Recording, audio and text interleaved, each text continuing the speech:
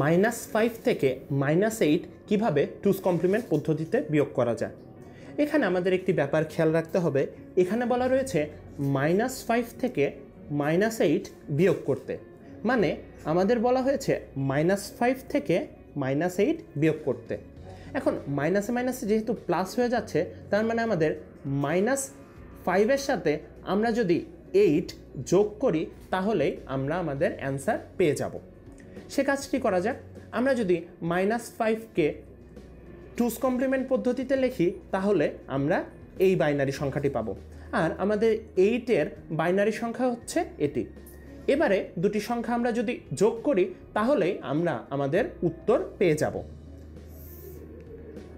0 আর 1 যোগ করলে 1, 0 আর 1 যোগ করলে 1, 0 1 1 0 1 1 0 1 1 0 1 1 0 1 1 0 1।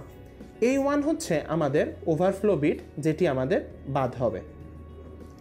এখন আমাদের এই যে উত্তরটি আসলো সেটি হচ্ছে আমাদের প্রকৃত উত্তর। আর এটিকে আমরা যদি দশমিক সংখ্যায় রূপান্তর করি, মানে আমরা যদি 1-1কে দশমিক সংখ্যায় রূপান্তর করি তাহলে আমাদের দশমিক সংখ্যায় আসে এটি হচ্ছে 3। আমরা সাধারণভাবেও দেখতে পারি, আমরা যদি -5-এর সাথে 8 যোগ করি তাহলে আমাদের যোগফল হয় 3।